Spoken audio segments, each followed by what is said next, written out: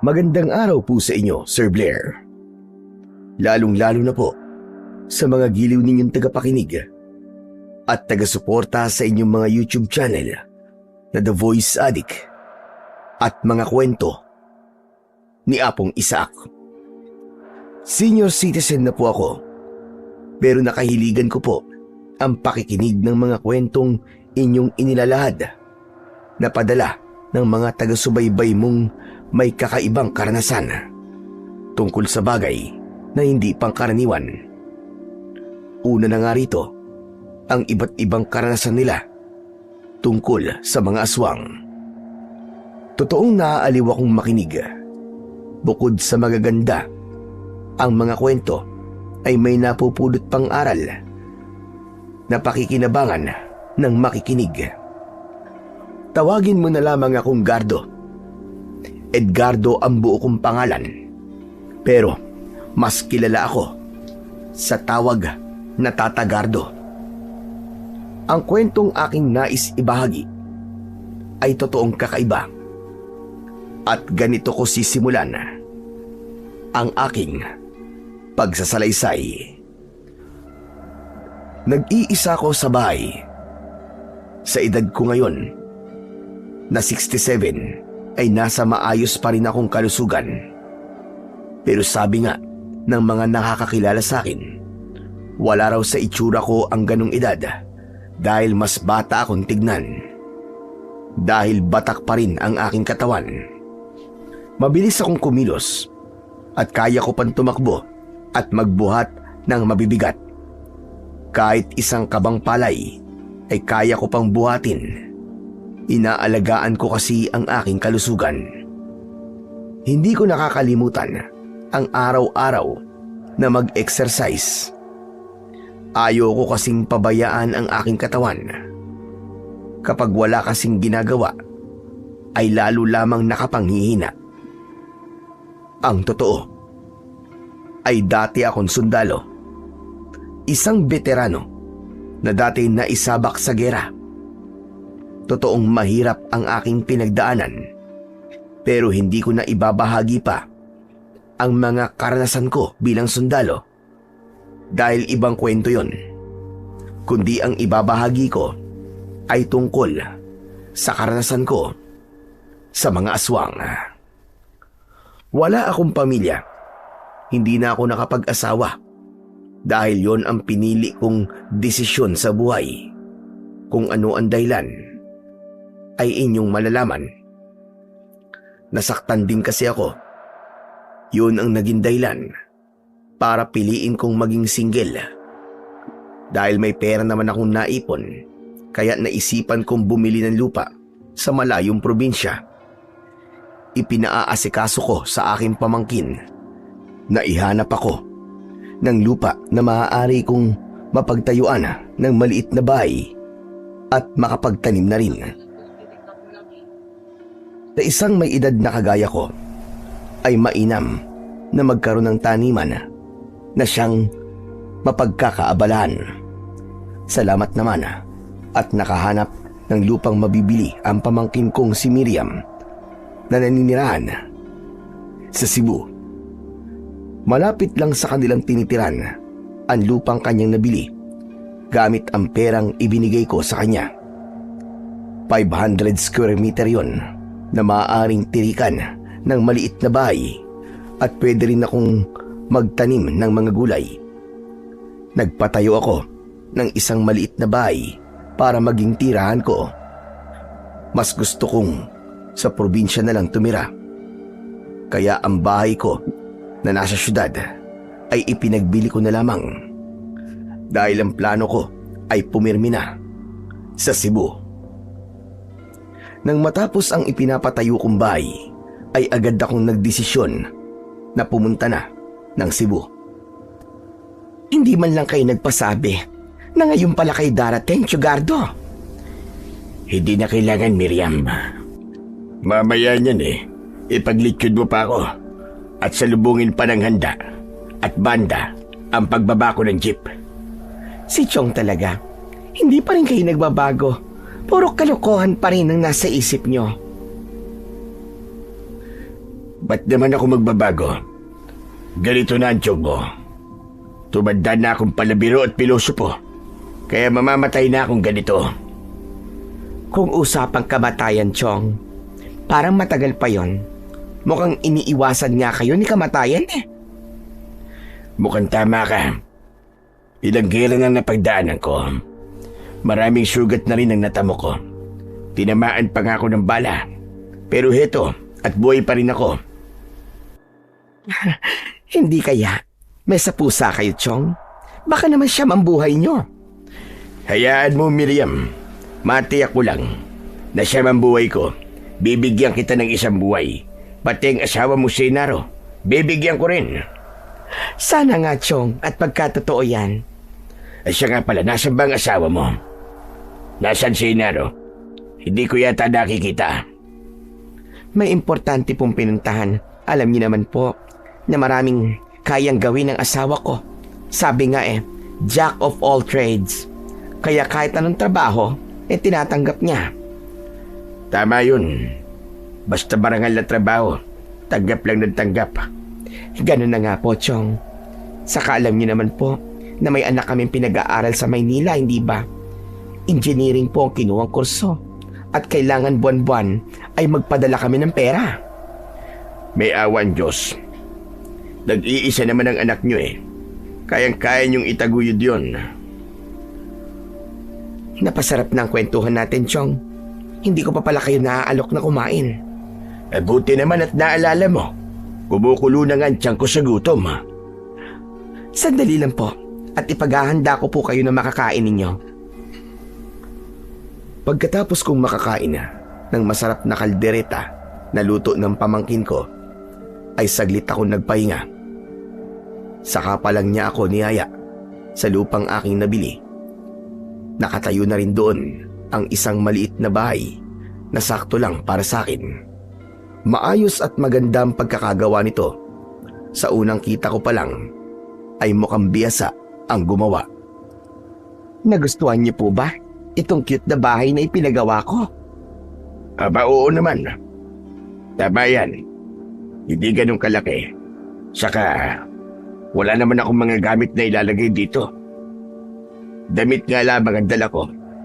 Yung mga gamit sa kusina at iba pa na kailangan, dito ko na lamang bibilin. Ayoko kasi na maraming dala papunta rito. Kaya yung ibang mga gamit ko, ibinenta ko na. May pinamigay din ako sa mga kapitbahay ko doon sa Maynila. Talagang simpleng buhay nga lang po ang gusto nyo. Oo, Miriam. Sawa na ako sa komplikadong buhay sa syudad. Pagod na ako sa buhay doon. Ayoko na rin ng ingay ng mga sasakyan. Kaya nga pinili kong pumirmi dito. Saka alam mo naman matanda na ako. Ano pa ba ang hihilingin ko sa buhay? Papunta na ako sa takip-silib ng buhay ko. Yun nga lang, nakakalungkot na nag-iisa kayo. Kung bakit po kasi hindi kayo nag-asawa. Okay lang yun. Wala naman akong pinagsisisihan.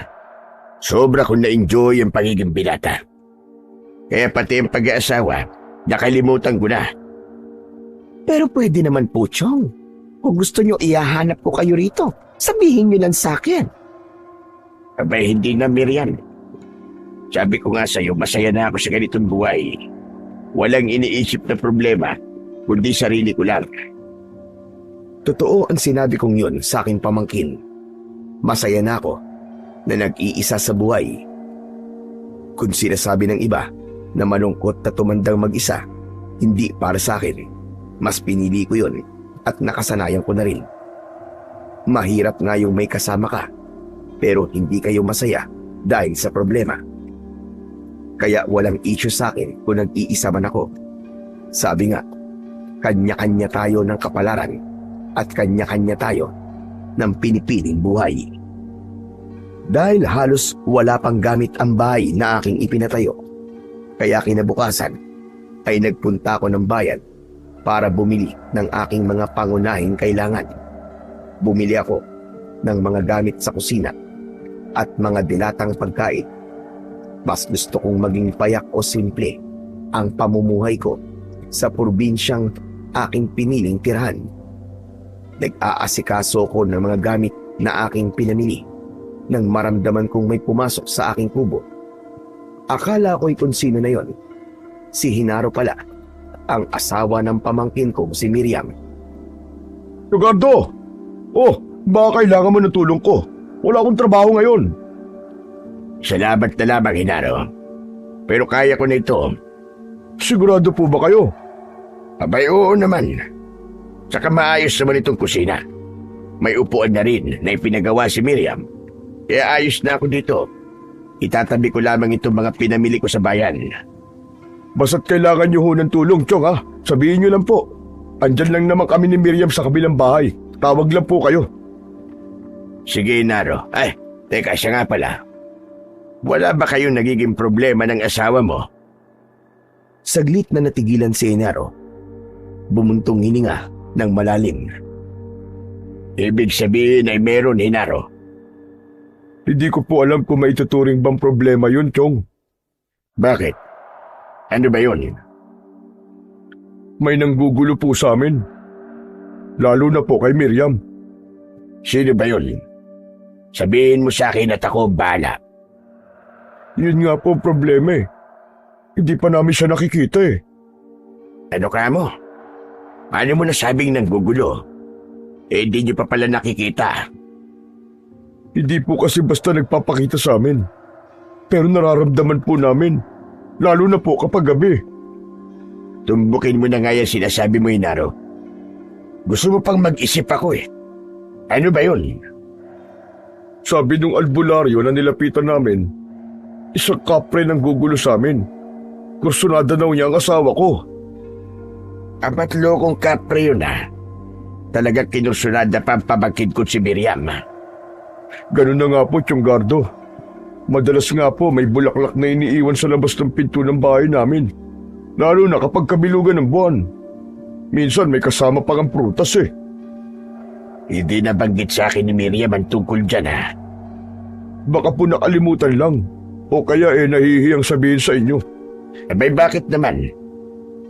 O siya sige, hayaan mo, Hinaro. Ako ang bahala dyan. Ano pong ibig niyo sabihin, Chong? Malalaman natin kung totoong kapre ba nangungursunada sa asawa mo. Dapat tigilan na niya ang kanyang ginagawa. Ang sabi po kasi mas mahirap daw kapag pakikialaman eh. Baka magalit at kung anong gawin sa amin dalawa. Hindi naman maaaring ganyan ang ginagawa niya sa inyo. Paano kung magsawa siya sa pagbibigay ng bulaklak at may ibang gawin? Maaaring dukutin niya si Miriam. Kaya ho ba niyang gawin yun? Hindi natin masasabi, Hinaro. Dahil hindi siya pangkaraniwang nilalang. Sabi mo nga kay kapre, di ba? May kakaibang kapangyarihan yan. Kung ganun po, talagang kailangan namin ng tulong ninyo. Kaya sabi ko nga, ako nang bahala. Gagawa natin ang paraan yan.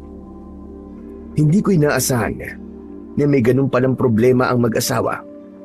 Gaya ng aking ipinangako kay Hinaro, handa ko silang tulungan. Kaya nga lang, tila ayaw ni Miriam sa aking pangakong tulong sa kanila. Hinaro, ano ka ba naman? Hindi mo na lang sana sinabi kay Tiyonggardo. Ano ka ba? Hindi maaaring manahimik na lang tayo at hindi yun sabihin sa kanya. Nag-aalala kasi ako. Saan naman? Baka kasi kapag may ibang nakialam ay magalit lang siya. Pati si Tiyonggardo ay madamay at guluhin ang buhay. Miriam, baka may paraan si Chong. Kaya nga lang ako ng tulong eh. Ang naiisip ko kasi ay baka maging bayolente siya kapag merong nakialam sa kanya. Pero ikaw ang inaalala ko, Miriam. Mamaya, bigla ka na lamang mawala. Kunin ka niya. Hindi naman siguro, Hinaro. Ano bang hindi? Hindi siya tao. Kaya mahirap maging kampante tayo. Delikado para sa atin. Hindi ko rin naman maaaring pabayaan na patuloy na guluhin ng nilalang na yon si Miriam. Kaya bumuo ko ng plano. Kailangan malaman ko kung totoo ngang isang kapre ang sinasabi ni Hinaro na kumukursunada kay Miriam. Kaya ng sumunod na gabi, yun ang tamang pagkakataon para sa aking gagawin. Simula ng pagbibilog ng buwan. Madalas, yun ang panahon na lumalabas siya sa kanyang pinagkukubliang lungga. Kaya nga, madalas nakikita siya sa itaas ng puno. Ang malalaking puno ang sinasabing tirahan ng kapre. Kaya hinanap ko ang puno na malapit sa bahay ni na Miriam. Nakita ko yun. May makakapal na dahon at malalaki ang sanga. Sa aking pagtansya, ay matanda na ang punong yun dahil sa malalaking ugat nito na lumitaw na sa lupa. Ito ang uri ng puno na paboritong tirahan ng kapre. Nagtimpla ko ng matapang na kape para inumin. Paraan ko yun upang hindi ako dalawin ng antok. Kaya may pagkakataon akong magbantay hanggang sa lumitaw ang kapre na sinasabi ni na Hinaro. Inihanda ko na rin ang aking gagamiting sandata kung sakaling manakit o may gawing hindi maganda ang naturang nilalang. Nagsimula ng sumikat ang buwan. Sumilip ako sa bintana ng aking bahay. Mula roon ay makikita ko ang nilalang na maaaring magpunta sa may pinto ng bahay ni na Miriam. Hanggang sumapit ang sandaling hinihintay ko. Napansin ko ang isang anino na papalapit sa pinto nila. Maaaring yun na nga ang kapre na kanilang sinasabi. Kaya lamang, wala akong makitang liwanag ng apoy. Dahil nga, ang isang kapre ay sinasabing nananaba ko, kundi ang nararamdaman ko ay mga yabag. Ganun na lamang ang gulat ko nang makita ko mula sa lugar na kinaroroonan ko ang isang nilalang na nakatayo malapit sa pintuan ng bahay ni na Miriam. May dala itong bulaklak gaya ng ikinikwento ni Hinaro. May kasama rin itong ilang piraso ng prutas, subalit hindi kapre ang aking nakita, kundi isang tikbalang. Malakas ang pakiramdam ng tikbalang na yon. Alam niya na may ibang nakakakita sa kanya. Kaya pagkatapos niyang ilagay sa harapan ng pintuan ang dalang bulaklak at prutas, ay nagpaikot-ikot siya sa bahay na tila may hinahanap. Samantala, lumabas naman ako ng bahay. Handa akong kumprontahin ang kakatwang nilalang na nakita ko. Alam kong meron din akong pakikinabangan sa kanya. Kaya inihanda ko ang aking latigo. Isang kabayong tao ang anyo ng tikbalang. Kaya tama lang na gamitin ko sa kanya ang aking latigo na matagal ko nang iniingatan. Isa ito sa gamit ko na hindi ko maaaring iwan, lalo na ngayong pipirmi na ako dito sa Cebu na magiging permanente ko ng tirahan. Lagot ka sa akin ngayon, tikbalang ka. Kailangan magkaharap tayo para tigilan mo na ang pang-iistorbo mo kay Miriam. Nakasuot ako ng itim na t-shirt at pantalon nang lumabas ako ng kubo. Hindi ako magiging pansinin sa aking suot, kaya nakalapit ako sa lugar ng tikbalang. Nagulat pa ito nang ako'y magsalita dahil nasa gawing likuran niya ako. Magugulatin ka yata. Malakas ka bang uminom ng kape? Ha, tikbalang? Nakatitig lang sa akin ang tikbalang. Kumislap pa ang kanyang mata dahil sa liwanag ng buwan. Biglang umusok ang ilong nito na tila ba nagagalit. Kasunod ay ang halinghing nito na pagpapahayag ng inis. Bakit, tikbalang? Naistorbo ba kita? Kaya lang naman ako nagpakita sa'yo ay para sabihin na tigilan mo ng pamangkin ko si Miriam. Huwag mo na siyang istorbuin. Saka may asawa na siya. Nakikinig at nagmamasid lang sa akin ang tikbalang, pero napapansin ko na panay ang kalahig ng isa niyang paa sa lupa. Pagpapakita yon na hindi siya komportable. Ayaw siguro na sinisermonan siya. Minsan pa ay lumikha ng tunog ang tikbalang. Tunog ng katulad ng isang kabayo. Kasunod nun ay palundag na lumapit. Aatake sana sa akin ang tikbalang. Bumagsak siya malapit sa harapan ko. Agad kong pinaikot at iwinasiwas ang aking hawak na latigo. Pumulupot yun sa leeg ng tikbalang. Saka bigla kong hinila. Nasakal ang impakto at lalong nagalit. Mas hinigpitan ko pa ang paghila sa latigo. Alam kong sa pagpaslang ng nilalang na katulad ng tikbalang ay dapat unahan lang. Kapag mas mabilis kang kumilos at dumiskarte, wala na silang magagawa pa. Kaya iyon ang ginawa ko. Ang unahan siya para hindi na siya makakilos pa. Mukhang tama naman ang naging diskarte ko dahil nahirapan siyang alisin ang nakapulupot na latigo sa kanyang leeg. Alam kong malakas siya, pero dahil hindi pangkaraniwang lubid ang latigo at pangontra ito sa mga nilalang na katulad ng tikbalang, wala itong nagawa. Saglit pa ay bumulagta ito. Hindi ko agad inalis ang latigo na sumakal sa kanya. Nag-alala ko na maaaring nagkukunwari lang. Pero nang sipain ko siya, ay hindi na siya gumalaw pa. Mas malakas ako kaysa sa tikbalang. Yun ang naisip ko. Pero hindi lang lakas ko ang dahilan kung bakit nagawa kong talunin ang tikbalang na yon, kundi sa tulong na rin ng kakaibang latigo na aking ginamit. Nakabuka ang bibig ng tikbalang. Kitang-kita ko ang kanyang mga ngipin. Kaya sinipat-sipat ko yon hanggang makita ko ang aking hinahanap. Heto na ngayon. Ito lang ang namumukod tangi. Kaya itong ngipin na ito ang dapat kong kunin. Ang pinakamaputing ngipin ng tikbalang ang kailangan kong kunin dahil pinaniniwalaan na ang pinakamaputing ngipin ng tikbalang na nasa gawing itaas ng bibig nito ay may taglay na lakas. Sinubukan kong tungkabin ang pinakamaputi niyang ngipin. Kaya lang, matigas at mahirap itong tanggalin. Kaya humanap ako ng matigas na bagay na magagamit ko para maalis ang ngipin ng tikbalang. Isang matigas na kahoy ang aking nakita. Ginamit ko yun para matanggal ko ang ngipin.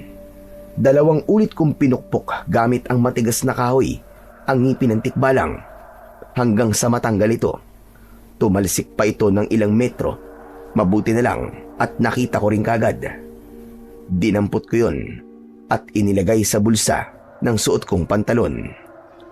Iniwan ko na ang tikbalang na walang buhay at nagbalik na ako sa loob ng aking kubo.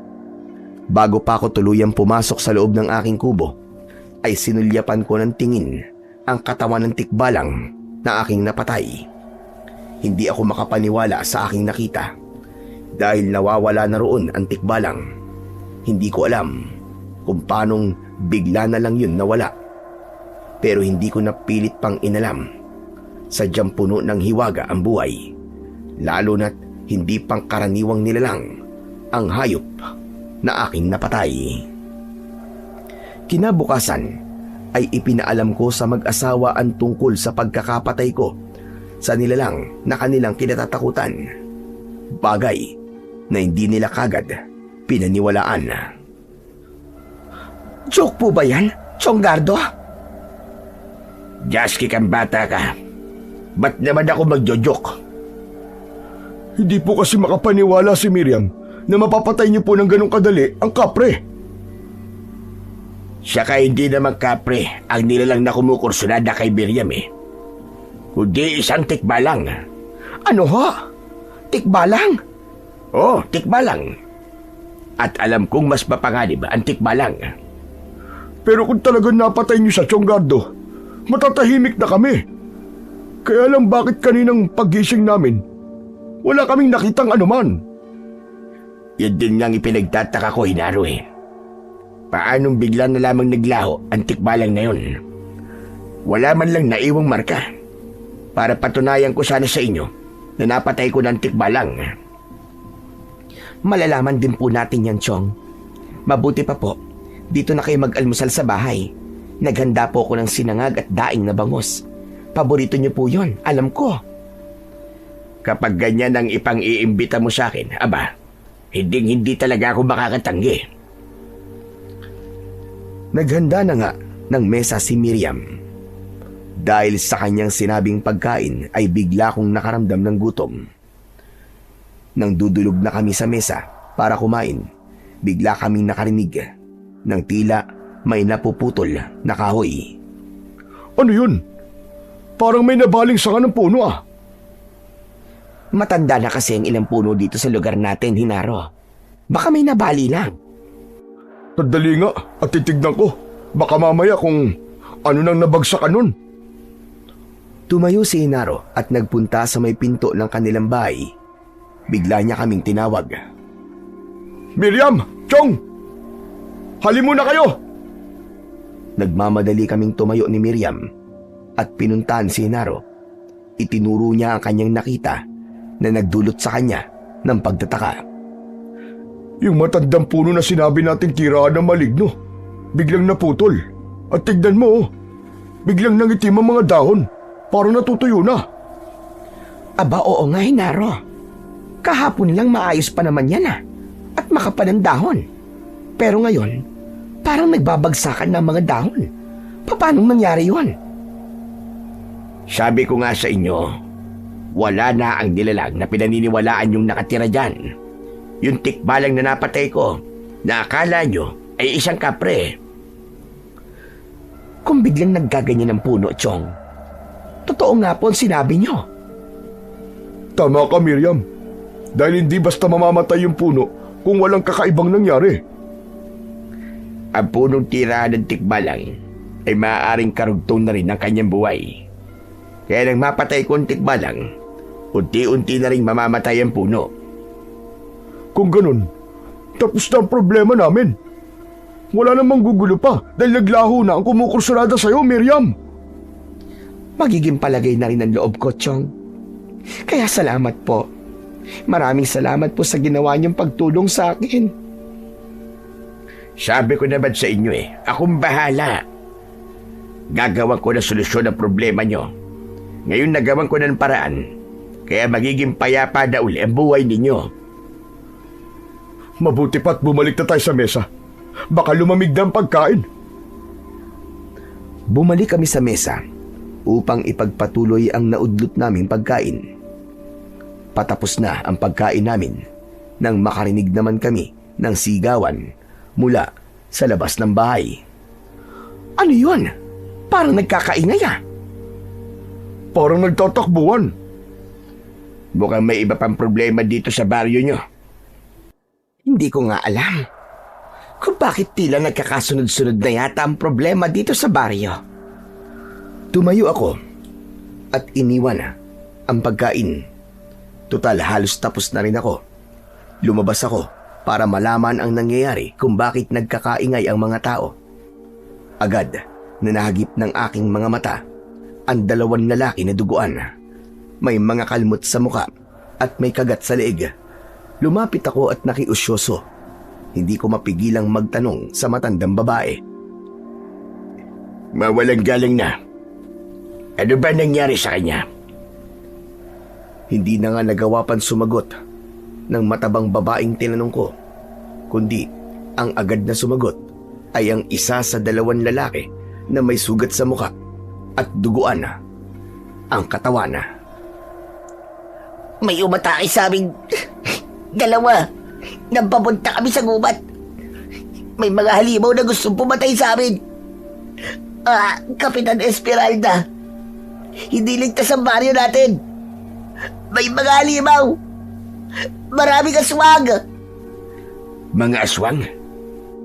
Ang gumawa ng ganyan sa kanila? Opo. At gayon lang ito nangyari dito sa baryo namin. Kapitan Esmeralda, hindi sila pagkaraniwang aswang. Napakadelikado nila. Kung gano'n ay kayo pala ang kapitan rito. Oho, Tatang. Esmeralda ang pangalan ko.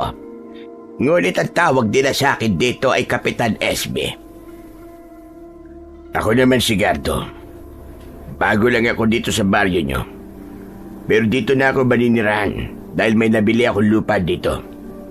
Pamangkin ko nga pala si Miriam. Kung ganoon, Sa inyo pala yung magandang kubo na ipinatayo niya malapit sa kanilang tirahan. Ganun na nga, Kapitana. Yun ang lupa na nabili ko. Tila hindi magandang salubong sa pagdating nyo ang ganitong problema, Tatagardo. Ganun talaga. Hindi natin kontrolado ang mga nangyayari. Pero alam kong lahat naman ng problema ay merong solusyon. Tama kayo dyan, Tatagardo. Handa akong tumulong sa abot na makakaya ko, Kapitana. Salamat sa inyo, Tatagardo. O siya, maiwan ko na muna kayo. At kailangang isama ko sa barangay ang 2 biktima. Ang mahalaga sa ngayon ay buhay sila at nasabi nila ang problema at kung anong nilalang ang muntik na pumatay sa kanila. Kayong 2 sumama kayo sa akin para magamot ang mga sugat ninyo. Umalis na si Kapitana Esme, kasama ang 2 lalaking sugatan. Naiwan akong nakatanaw sa kanila. Ang ibang tao na naroroon ay nagkanya-kanya na ng alis. Na mababakas sa muka ang kalungkutan at pagkabahala. Alam nilang malalagay sa peligro ang kanilang buhay sa mga susunod na araw. Bumalik na ako sa loob ng bahay ni Miriam. Tapos nang kumain ang mag-asawa, umiinom na lang sila ng kape. Dahil hindi sila lumabas, kaya ako na lang ang nagsabi sa kanila ng nalaman kong balita sa labas. So ang kamo? Ang umatake dun sa 2 lalaki, Tsonggardo. Yun ang sabi nila. Naroon din sa labas ang inyong kapitana. Nag-aalala siya sa sinabi ng 2 lalaki. Ngayon lang nangyari to dito sa baryo na may umataking aswang. Ang sabi nila ay sa gubat sila inatake ng aswang. May mga taga rito kasi na nanguhuli ng mga ligaw na hayop sa gubat. May ilan naman na nangunguha ng mga ligaw na halaman. Yung mga wild orchids na naipagbibili, maaari sila yung inatake ng sinasabi nilang aswang. Kung taga rito sa baryo natin, yung 2 lalaking inatake ng halimaw, malamang makarating na rin dito ang aswang na yon. Posible nga yun, Miriam. Tapos na nga ang problema natin sa kapre o tikbalang na yon. Tapos ngayon, heto na naman, ibang halimaw na naman. Maaaring mas mapanganib sila. Tama ka, Inaro. Totoong mas mapanganib ang aswang kaysa sa ibang mga elemento. Paano na kaya itong baryo natin kapag nagasik sila ng gulo dito? Isa yan sa magiging malaking problema ni Kapitana. Pagkatapos kong makikain sa bahay ni Miriam, ay umuwi na ako sa aking bahay. Itinuloy ko ang ibang bagay na dapat kong gawin. Plano ko ring simulan ang paggagarden sa gawing likuran ng aking bahay. Medyo malawak pa ang bakanting lote na maaari kong taniman ng mga gulay at punong namumunga. Ito ang pagkakaabalahan ko ngayon at sa mga susunod pang mga araw. Dito ko nahihintayin ang pagdating ng takip silim sa aking buhay. Gusto kong dito na maranasan ang kapayapaan at katahimikan hanggang sa mga huling sandali. Kaya lamang mukhang hindi mangyayari ang inaasam kong kapayapaan dahil ilang araw mula nang ako'y dumating sa Barrio Salgado ay ganung balita kagad ang nalaman ko. May mga aswang na nagbabadya ng kaguluhan sa baryo. Gayunpaman, inasam ko na sana ay hindi mangyari yon. Maaaring sa ibang lugar manggulo ang mga aswang na yon. Kaya nga lang, mga masasamang nilalang sila at ang puntirya nila ay magatid ng gulo sa mga mapayapang lugar. Kaya hindi magiging ligtas ang baryong kinaroroonan ko. Hindi nangyari ang aking inaasam na katahimikan dahil ng mga sumunod na araw ay may mga bagong balita na lalong nagdulot ng pangamba sa mga taga-baryo. Mukhang nagsisimula na nga silang manggulo, Chong. Sino, Miriam? Ang mga aswang. Kanina, nung nagpunta po ako sa tindahan para bumili, ay narinig ko ang usap-usapan ng mga tambay doon. Ang sabi ng ilan sa kanila, may mga alaga silang pinatay. sa idang dugo ng ilan sa mga alaga nilang baboy, yung mga kambing at yung mga manok nila. Mga hayop na hindi lumalaban ng mga yon. Ganun na nga po, Chong. Yung mga hayop na walang magagawa kapag inatake. Mga aswang daw ang may kagagawan. Yun ang hinala nila, Chong. Sa ngayon, ay mga alaga nilang hayop ang binibiktima ng mga aswang. Nakakatakot na sa mga susunod na araw. Baka mamaya ay mga tao na. Hindi malayong mangyari yun. Ang mahirap ay baka puntiryahin nila ang mga bata. Maaaring gano'n na nga, Chong. Lalo na ang balitang narinig ko ay kakaibang uri daw sila ng aswang. Hindi lang sila sa gabi umaatake kundi kahit na araw. May kakayahan din daw silang gumala kung araw, pero nasa anyo ng isang pangkaraniwang tao. Kung gabi naman ay naroon ang kakayahan nilang magpalit ng nakakatakot nilang anyo, ang pagiging isang halimaw. Kung ganyan ang kaya nilang gawin, maaaring may mga aswang na nakapasok na dito sa baryo. Yun nga ang mahirap, Chong. Dahil iba't ibang tao na rin ang nakakarating dito sa baryo. At maaari sila magkunwaring mga naglalako ng kung ano-anong pagkain. Pero ang motibo pala nila ay ang pag-aralan ng lugar na ito para sa kanilang masamang plano. Ganun na nga po. Kaya lalong delikado ang mga taga rito. Nakikiramdam ako at nagmamasid sa mga nangyayari at kung anong planong gawin ng kapitana dahil sa masamang balita na yon. Kaya nagpatawag si Kapitana Esmeralda ng pulong sa kanyang tanggapan upang pagplanuhan habang maaga ang dapat gawing solusyon at hindi na ito lumala pa. Dahil bahagi na ako ng baryo, kaya nagpunta ako sa pagpupulong upang makinig sa kanilang pag-uusapan. Maraming salamat sa inyong pagdalo dito sa aking binuong pagpupulong. Mahalaga ganitong sandali para pag-usapan ang problema bumabangon sa ating baryo.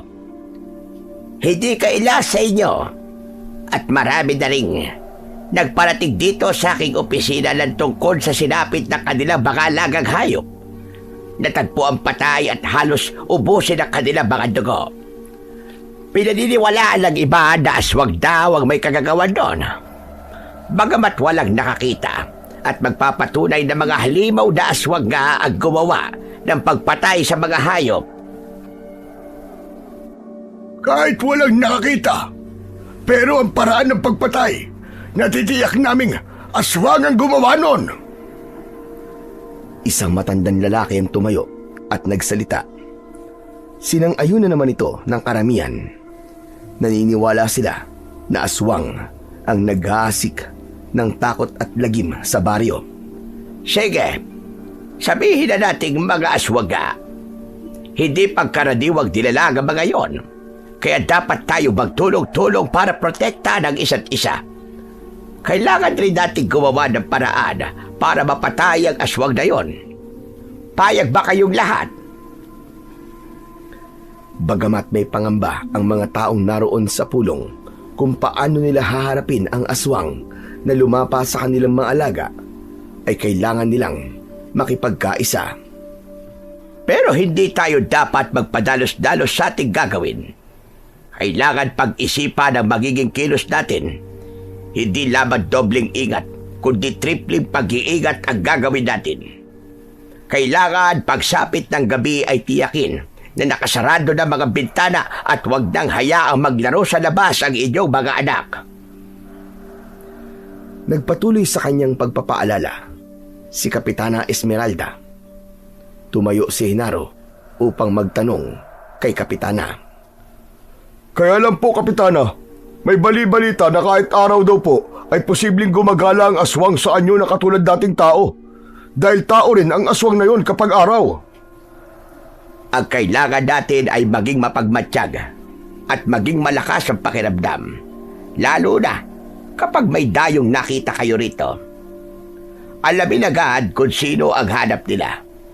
Kapag walang sinabing kamag-anak na taga rito, ay agad din yung ipaalam sa akin. Dahil kaduda-duda ang ganun tao. Bakit sila gumagala sa baryo natin kung wala naman silang kamag-anak na sadya? Tama po kayo, Kapitana. Kaya kailangan natin ay pagtutulungan para hindi tayo tuluyang mapasok ng mga aswang. Kaya maghanda rin kayo ng mga sandata o kahit na ano pang armas na maaaring gamitin laban sa kanila. Huwag maging kampante, kundi maging alerto sa lahat ng oras. Maayos ang naging pag-uusap sa barangay. Dahil bago lang ako sa lugar, ay ayoko ring makialam sa kung anong plano nila. Ayoko ring magmukhang nagpapabida at mayabang. Hindi ko pa ganong kabisado ang ugali ng mga taga-baryo.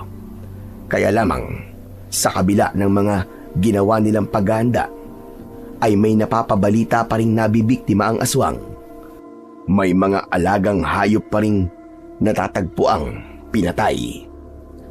Subalit nasaan nga kaya ang mga sinasabi nilang aswang at saan namumugad ang mga ito? Kaya naglaro sa isipan ko kung nasaan at ano ang ginagawa ng mga ito. Hindi maaari na ganito na lang kami dito sa gubat. Nangihina na ang aking mga kasamahan dahil hindi sapatan lamang loob ng mga hayop at dugo nila para mapunan ang aming gutom. Kailangan gumawa ako ng paraan. Paumanhin sa abala, Pinunong Barbaro. Anong kailangan mo? May mga kasama tayo nagkakasakit. Ang iba ay patuloy sa panghihina. Bakit? Hindi ba sila kumakain? Binigyan ko naman na sariwan laman ng hayop. Pero tinatagyan nila Hindi raw makakatulog yon para mapunan ng gutom at lumakas sila. Ano bang gusto nila? Sariwang laman daw ng tao at dugo. Pinunong Barbaro, yun ang kailangan natin para magkaroon tayo ng lakas. Yun ang sikreto ng lakas nating mga aswang. Kaya paano tayo kung patuloy na magtitiis sa mga hayop na nabibiktima natin? Naiintindihan ko kayo. Kaya lamang, pagbabago ang nais nyo, hindi ba? Baka hindi tayo umabot sa sinasabi niyang pagbabago kung isa-isa na tayo mamamatay. Kunting tiis pa. Malalagpasan din natin ang lahat ng ito. Gusto kong patunayan na kaya ring magbago ng mga katulad dating aswang. Akin nang nababalitaan dati pa na may iba't ibang uri ng aswang. May aswang na walang awa at ang nais lamang ay pumatay at maghasik ng kasamaan. Subalit may aswang din naman na napapagod na rin sa paggawa ng kasamaan at nais magbago. Samantala, naging maigpit ang ginawang pagbabantay ng mga taga-baryo hanggang sa may nakita silang dayo na sa palagay nila ay isang aswang. Kaya sa galit ng ibang kalalakihan ay pinatay nila ang mga nakitang dayo. Pagkatapos patayin ay sinunog nila para tiyakin ang kanilang kamatayan.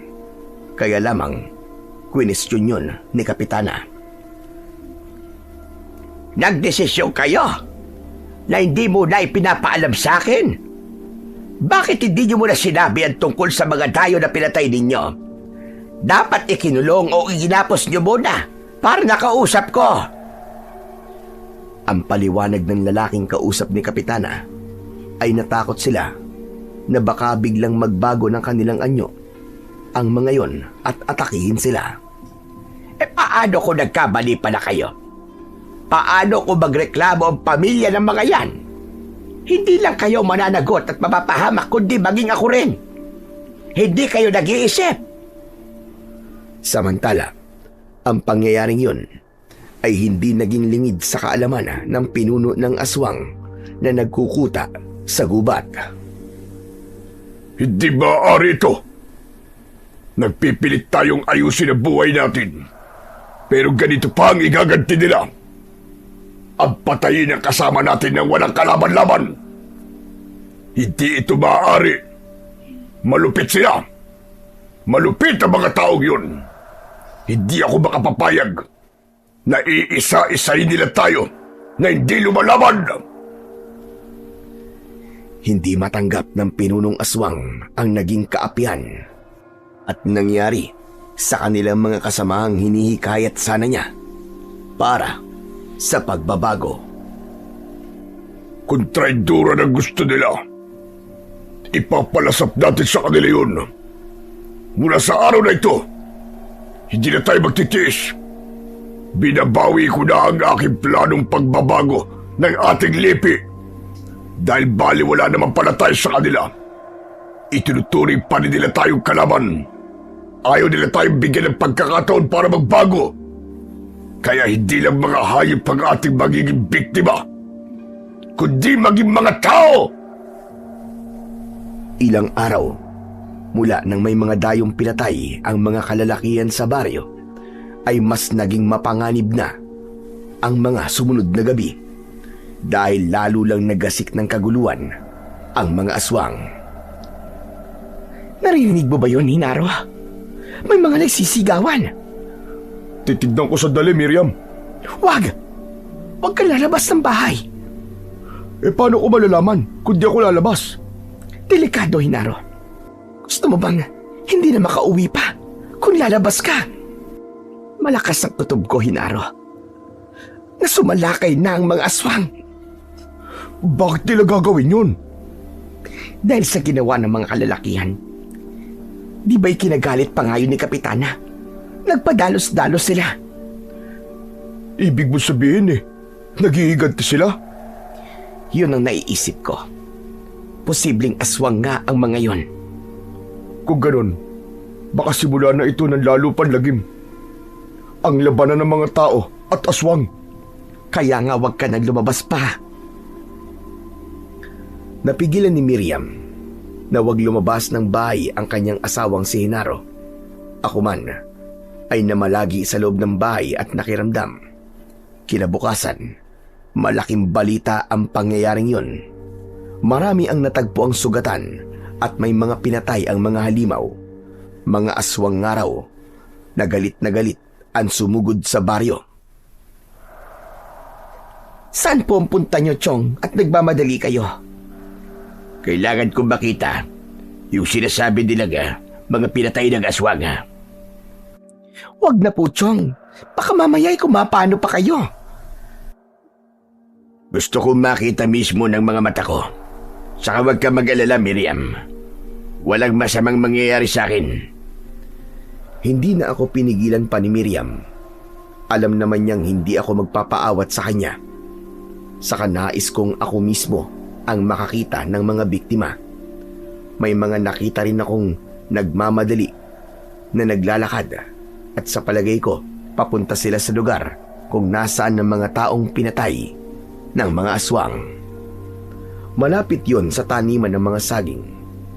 Nasa 5 kalalakihan ang nakita kong nakahandusay at kahindik-hindik ang kanilang itsura. Duguan ang buong katawan at ang nakapangingilabot ay wakwak pa ang kanilang tiyan. Nakalabas ang kanilang lamang loob na tila hinalukay ito. Ganun ang kalagayan ng bawat bangkay. Malaki ang pagkakadilat ng mga mata ng biktima. May mga kagat sa leeg at maraming kalmot sa muka. Halos hindi nga makilala ang mga ito. Subalit, kapag kamag-anak ang titingin, ay tiyak makikilala nila kagad ang kanilang mahal sa buhay kahit sa ganong kalagayan.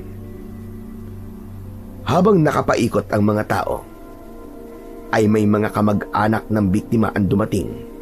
Sa unang tingin pa lang nila, ay nakilala kagad nila ang mga ito kahit hindi na nila tignang mabuti ang itsura.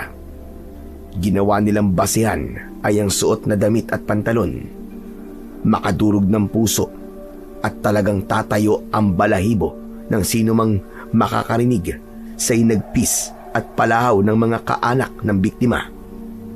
Bilang isang sundalo, ay sanay na akong makakita ng bangkay ng mga tao, mga biktima ng giyera na puno ng sugat at duguan. May mga wasak pa nga ang katawan dahil sa tama ng mga pampasabog. Pero nang makita ko ang kalagayan ng mga biktima ng aswang, ay hindi pa rin maalis sa akin ang hindi maapektuhan. Para sa akin, mahirap makasanayan na makita ang kaawa-awang kalagayan ng isang tao, lalo na kung pinatay ito ng halimaw nang walang kalaban-laban. Naroon si Kapitana Esmeralda ng mga sandaling yon. Mababakas sa kanyang muka ang labis na kalungkutan. Bilang ina ng barangay ay masakit sa kanya na makita ang kalunos-lunos na kalagayan ng mga nasasakupan niya.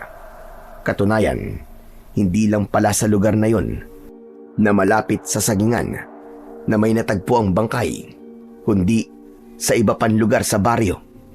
Meron ding natagpo ang malapit sa ilog. Kung gaano karumal-dumal ang ginawang pagpatay sa ibang biktima, ay ganun din sa iba. Mababakas ang matinding galit ng mga aswang na pumatay sa kanila. Hindi ba, Are? Sobra na ang nangyayaring ito. Iniisa-isa na tayo ng mga halimaw. Sino pa ang isusunod nila? Matindi ang galit nila, Kapitana. Yun ang nakikita ko dahil sa paraan ng kanilang pagpatay. Nagsimula lang sila sa pambibiktima ng mga hayop. Ngayon ay tao na kanilang pinapatay. Hindi lang nila basta pinapatay kundi ginagawa na nilang pagkain. Pati lamang loob kinukuha nila. Kaya hindi tayo dapat magpakampante, Kapitana. Tama kayo, Tatagando. Kailangan kumilos na tayo. Hindi lang basta pagroronda ang kailangan gawin ng mga taga rito sa baryo. Ang kapulisan sa bayang ito, maaari siguro kayong humingi ng tulong. Susubukan ko, Tatagando. Kaya labag, merong problema. Anong problema, Kapitana? Kapag sinabi namin na mga aswang ang pumapatay, makapagtawanan lang tayo ng hepe. Bakit naman pagtatawanan? Meron ba nakakatawa na sabihin ng totoo? Hindi niya paniniwalaan ang aswang. Kundi sasabihin doon, baka may serial killer na siya gumagawa ng pagpatay. Mga aswang na serial killer. Hindi ba pwedeng ganun ang sabihin ninyo? Minsan na akong lumapit nang dumami ang mga hayop na napapatay. Pero baka raw nagkakamali lang ako, baka ligaw na hayop lang daw. Dahil nga, hindi siya naniniwala sa aswang. Siguro, mas maiging magpalipas siya rito ng gabi para malaman niya ang totoo. O kaya naman, may dumating na aswang sa opisina niya at guluhin siya para maintindihan niya mga taga rito sa baryo. Damuho siya. Ayoko lang na makipagtalo. Kaya, nagdadalawang isip akong lumapit uli sa kanila. Kailan siya maniniwala? Kapag naubos na ang mga nakatira dito sa baryo? Kapag lahat tayo ay wakwak ng katawan? Kapag mga bangkay na tayo, nadilat ang mga mata, ganun ba? Kaya mas maiging tayo-tayo na labang ang gumawa ng paraan kesa mabigo sa tulong na hihingin sa kanila. Naiintindihan ko ang nararamdaman ni Kapitana Esmeralda dahil totoong mahirap sa pakiramdam na mapahiya at hindi mapagbigyan sa hinihinging tulong. Samantalang hindi naman para sa kanya, kundi sa mga taga-baryo. Kaya lang, ganun talaga minsan, hindi lahat na pagbibigyan. Maliban lang kung meron kang padulas. Ibig kong sabihin ay may under the table na maibibigay para paboran sa kahilingan. Sabi nga, money talks kahit saang larangan. Iba pa rin ang nagagawa ng salapi. Yan ang katotohanan sa ating lipunan. Mabisang magsalita at gumalaw ang pera. Kahit ayaw, napapapayag. Dahil ang nais ni Kapitana ay bigyan ng solusyon ang lumalalang problema sa baryo, kaya muli ay nagpatawag siya ng pagpupulong. Mahalagang mapag-usapan nila kung paano nila hahadlangan ang ginagawang panggugulo ng mga kampon ng kadiliman. May mga dumalo sa ipinatawag ni Kapitana, kaya lamang mas kakaunti na ito Hindi katulad nung una siyang nagpatawag. Gaya ng dati, andun pa rin ako para pakinggan ang kanilang pag-uusapan. Mga kababaryo, mahalaga ang pakikipagkaisa at pagtutulungan natin dahil buhay natin at ng ating pamilya ang nakasalalay dito. Kaya kailangan ko ang inyong tulong at suwestyon. May mga inilatag na suwestyon ang mga kalalakihan na naroroon. Gaya ng dati na nilang ginagawa, yun ay ang patuloy na pagpapaigting ng ginagawang pagroronda sa gabi. Dahil sa gabi sumasalakay ang mga aswang. Meron ding nagsabi na kailangan ding sa araw ay may magbabantay dahil ang mga aswang ay tao ring katulad nila na pwedeng mambiktima kahit araw. May suwestyon na tinatanggap ni Kapitana, kaya lamang kapos sa mga taong magmamalasakit para sa pagbabantay. Dahil ang iba ay mas gusto pang magtago na lamang sa kani-kanilang bahay kesa sa ipagsapalaran ang kanilang mga buhay. Ang mga kalalakihan na handang tumulong ay may taglay na katapangan at handang magbuwis ng buhay. Kaya lamang iilan lang sila. Hindi naman mapilit ni Kapitana ang iba. May ibang pamilya na mas gustong umalis na lang sa baryo kesa ipagsapalaran pa ang kaligtasan ng kanyang pamilya. Yun ang ginawa ng ibang pamilya na merong mapupuntahan at may kakayahang magpunta sa ibang lugar. Subalit ang mga mahihirap at walang kakayahan, lalo na sa pinansyal, ay piniling pumirmi na lamang at makipagsapalaran sa kahahantungan ng kanilang buhay. Iilan lamang ang nagboluntaryo para magronda, kaya kasama sila ng mga tanod na umiikot sa baryo. Ba't nagbihis ka, Hinaro? Saan ka pupunta? Sasama ako sa pagroronda. Ano ka mo? Sigurado ka? Oo naman. Gusto mo bang mamatay at magpakamatay, Hinaro? Hindi porket magroronda ako ay mamamatay na ako, Miriam. Alam mo naman, di ba, na yung umaatake dito sa baryo, mga aswang yun. Miriam, may mga dala naman kaming mga armas laban sa aswang. May mga pinagawang sibat si Kapitana. May kanya-kanya kaming dalang matatalas at mahahabang bulok na yung talim ay pinahiram pa ng langis na pinagbabara ng bawang. Kaya tiyak, tepok ang aswang na tatamaan nun.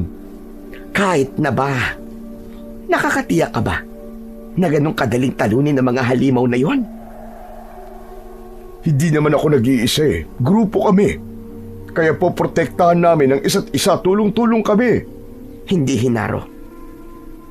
Mas maiging tumahimik ka na lang dito sa bahay para walang mangyaring masama sa'yo. Hindi ako katulad ng ibang taga rito sa atin na mga duwag.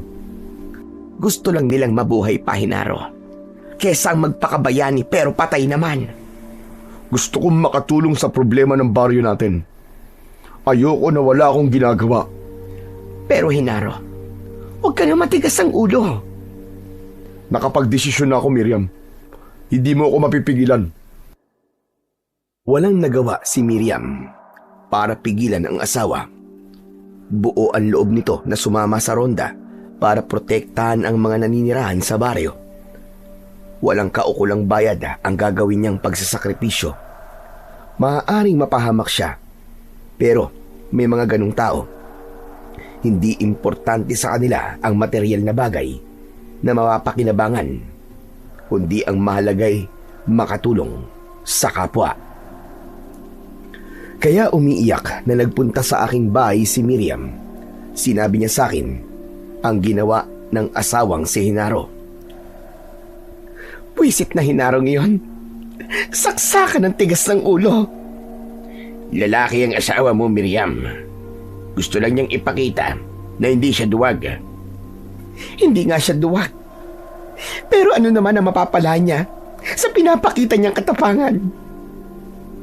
Kung mapuruhan siya ng aswang, di maaga ako mabubiyuda. Bakit naman kasi ganyan ang iniisip mo? Aswang po ang sasagupain nila, Chong. Kahit na ba, hayaan mo lang ang asawa mo. Hindi nyo kasi naiintindihan ang nararamdaman ko, Tsugardo. Iba ang kumpiyansang binibigay sa tao ng desisyon ni Hinaro. Ayaw mo ba nun? Matapang asawa mo. Ibig sabihin, kaya kanyang ipagtanggol.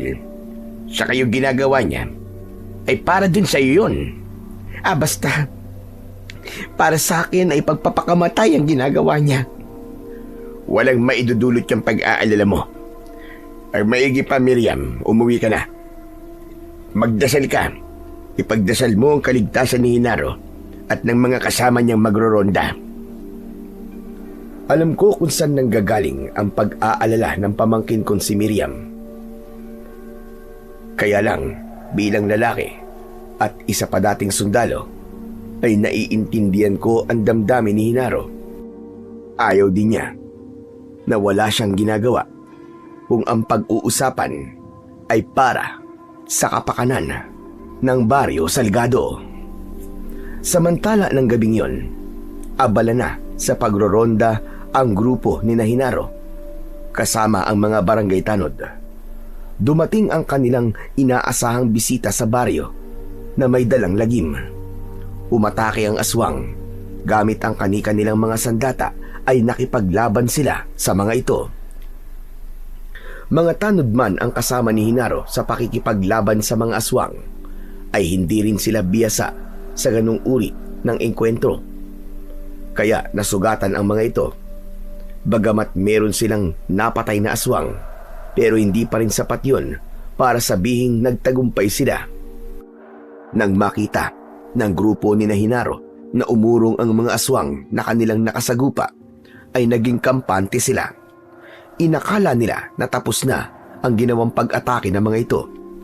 Subalit nagkakamali sila dahil mula sa madilim pambahagi ng baryo ay muling lumusob ang grupo ng mga aswang.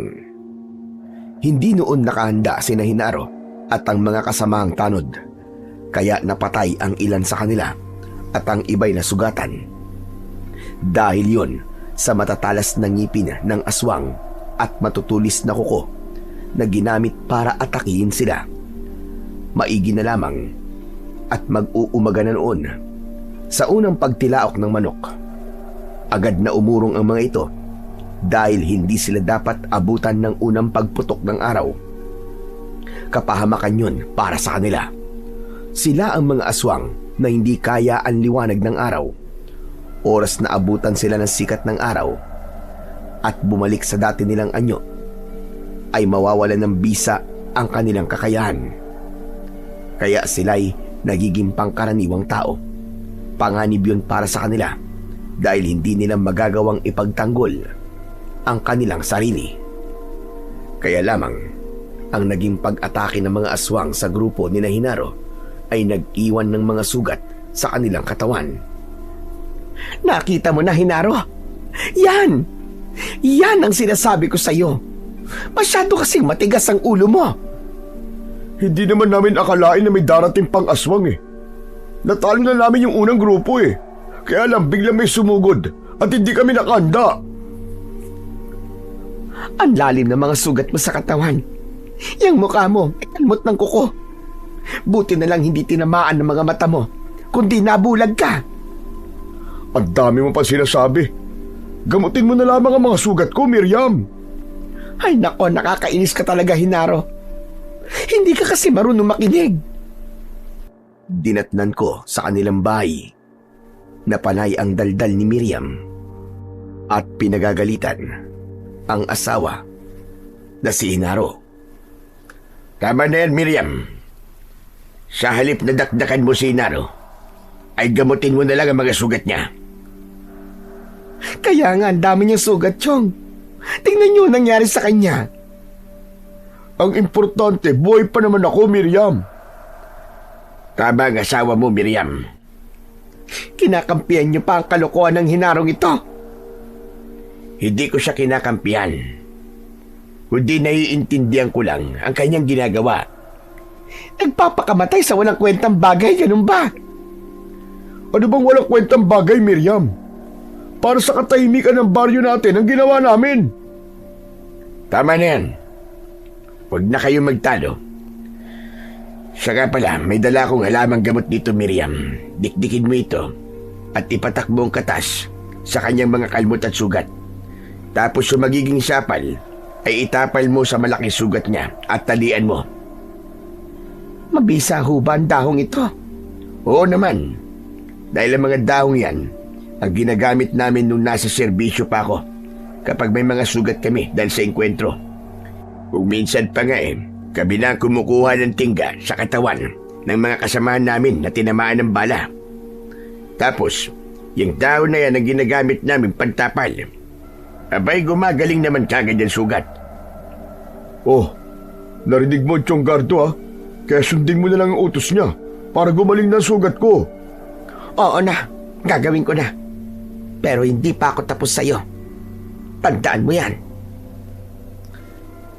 Nagpunta na sa kusina si Miriam para hugasan ang mga dahon at dikdikin yun. Pagpasensyaan mo na lamang ang pamangkin ko, Hinaro. Wala ho yun, Chong. Naiintindihan ko naman po ang asawa ko. Pero ang totoo, ay hanga talaga ako sa katapangan mo. Kaya lang po, Chong. Nag-aalala na po kami. Saan naman? Dahil po sa nangyari sa amin, baka lalo lang kumonti ang magboboluntaryo para magronda. Dahil matatakot ng iba. Muntik na kasi kaming mapatay. Kundi lang nagsimula na sumikat ang araw, baka hindi na kami nakauwi ng buhay, Chong. Paano yan? Kung mababawasan pa kayo? Yun na nga pong iniisip namin Kapag wala na nagronda, paano na lang tong baryo? Tuluyan ng mapapamugaran ng aswang. Lilipunin na nila ang mga taga rito. Hindi dapat mangyari yun, Hinaro. Magiging balwarte na ng aswang ang baryo na to pag nagkataon. Posibleng mangyari yun, Chong. Ano pa kaya ang dapat namin gawin? Bagamat bago lang ako sa baryong yun, ayoko ring tuluyang pamugaran yun ng mga kampon ng dilim. Kaya dapat na siguro kong makialam. Kailangan kong gamitin ang aking nalalaman para tulungan ang mga taga-baryo. Pero hindi ako maglilider sa kanila, kundi may iba akong planong gawin. Hindi ko na muna sasabihin yun kay Hinaro at sa aking pamangkin. Ayokong may makakaalam ng aking binabalak. Sadyang nasa panganib na ang baryo sa kamay ng mga aswang na banta sa kanilang kaligtasan. Umabot na kasi sa sukdulan ang kanilang galit dahil hindi nila matanggap ang sinapit ng kanilang mga kasama. Ngunit hindi rin naman nila masisisi ang mga tao dahil naperwisyo ang kanilang mga alagang hayop na kanila din namang pinagkakakitaan. Dahil sa pagpatay sa mga ito ng mga aswang, ay nawawalan sila ng kabuhayan. Bagay na hindi naiintindihan ng mga nilalang mula sa kadiliman. Ngayon nga ay mas naging panganib pa sila sa mga taga-baryo. Hindi tayo titigil, mga kasama. Tuluyan na tayong kinalit ng mga tao. Kaya tama lang na maghiganti tayo at guluhin sila. Yun ang nararapat sa kanila. Lipunin natin silang lahat. Malakas na sumagot at sumang-ayon ang mga aswang na kapanalig ni Barbaro na siyang pinuno ng mga ito. Hindi natin patatahimikin ang mga nilalang na naninirahan sa baryo. Sila ang unang nagdeklara ng gera sa pagitan ng mga aswang at mga tao dahil sa ginawa nilang pagpatay sa ating mga kasama. Kaya dapat lamang natin silang iganti. Kaya papatayin din natin sila gamit ang ating mga kamay. Nagbubulungan ang mga aswang nakaharap ni Barbaro. Sa mga sinabi ng kanilang pinuno ay lalo lamang pinag-alab ang galit na nasa dibdib ng mga nilalang ng dilim. Samantala, sa pag-uwi ko sa aking kubo, ay inihanda ko na ang ilang gamit. Kailangan ko rin pumunta ng bayan para bumili ng mga kailangan para sa aking pinaplano. Hindi ba'y kakapunta nyo lamang sa bayan itong nakaraang araw, Tsugardo? May mga nakalimutan kasi akong bilhin. Kaya kailangan kong bumalik doon. Ganun ho ba? Abay, sige ho. Baka maya-maya lang dumaan na po yung tricycle ni Mang Igme. Baka may kailangan ka, isasabay ko ng bilhin. Wala naman po, Chong. Saka baka magpunta rin po ako sa bayan sa mga susunod pong araw. Kumusta nga pala si Inaro? Masakit pa ba mga sugat? Kahit naman po papano ay nabawasan na po yung kirot at nagsisimula na pong matuyo. Maigi naman. Sabi ko naman kasi sa iyo mahusay yung katas ng halamang gamot na ibinigay ko sa iyo. Nakakainis nga po, Chong. Hindi pa ganong magaling ang mga sugat pero gusto na namang sumama sa pagroronda. Aba, sabihin mo wag muna. Dahil may mga sugat pa siya, kailangan niya muna magpagaling. Chong, kahit po gumaling na ang mga sugat niya, ay hindi ko na po siya papayagan sumama pa sa pagroronda. Aba, mamaya magtalo na naman kayo niyan. Hindi po baling magtalo kaming dalawa. Kahit pa magalit siya sa akin, okay lang ho. Ang mahalaga ay mailigtas ko si Hinaro sa tiyak na kapahamakan. Minsan pa ay sinabi sa akin ni Miriam na hindi niya na papayagan pa ang asawa na magronda. Habang naglilitanya siya sa mga sasabihin pa sa akin, ay biglang may narinig akong tunog ng tricycle. May dumating ng sasakyan papunta sa bayan, kaya hindi ko na hinintay pang tapusin ni Miriam ang kanyang mga sasabihin. Sinenyasan ko na lang siyang kailangan ko ng sumakay. Hardware shop ang pinuntahan kong tindahan nang makarating ako ng bayan. Doon ko mabibili ang mga kailangan kong gamit. Ang sinakyan kong tricycle na nagatid sa akin papuntang bayan ay siya ring sinakyan ko papauwi. Inarkila ko na ito dahil may kabigatan ang mga gamit na aking pinamili. Nang sumunod na araw ay hindi ako halos lumabas ng bahay. Naging abala ko sa aking proyekto. Kailangan kong gumawa ng mga gamit para matulungan ang mga naninirahan sa baryo na yon.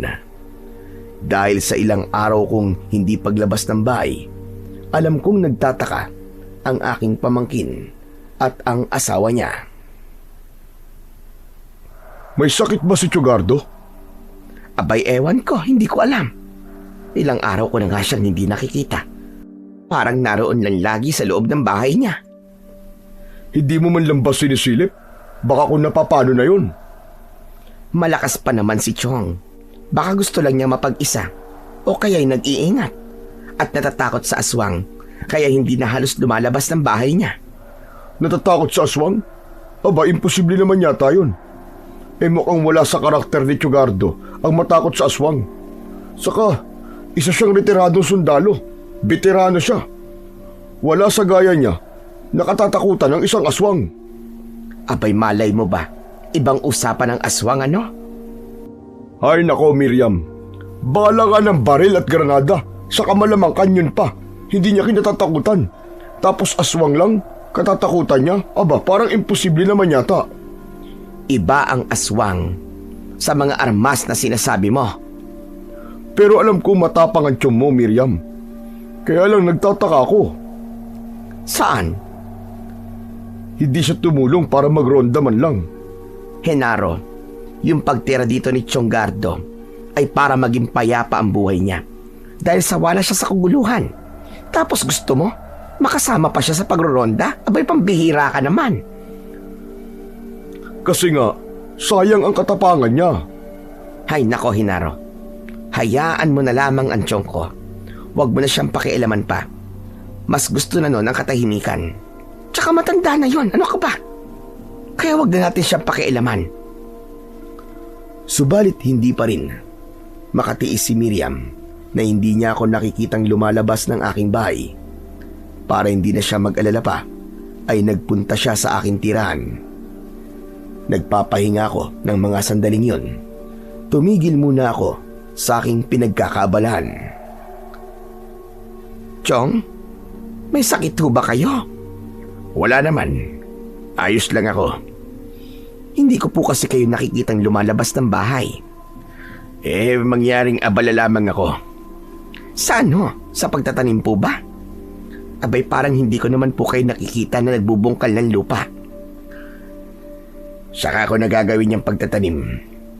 May ibang bagay akong pinagkakaabalan. Ano ho ba yun, Chong? Malalaman mo rin, pamangkin. Basta't ayos lang ako. Kaya wag mo na akong alalahanin. Walang masamang nangyayari sa akin. Basta kung may problema po kayo, pumunta lang po kayo sa bahay namin, ha? Oo naman.